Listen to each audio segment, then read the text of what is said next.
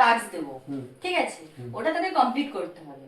এই যে গ্লাসটা দেখতে পাচ্ছিস, এটা তোকে কোনো উইদাউট টাচ ছাড়া তোকে এই গ্লাসটাকে ওঠাতে হবে। আচ্ছা ঠিক আছে? এই যে 500 টাকা রাখা আছে, আমি তোকে আরো 500 টাকা দিচ্ছি, কিন্তু কোনো রকম হাত দিয়ে তোলা যাবে না। আচ্ছা তুই তুলে দেখা।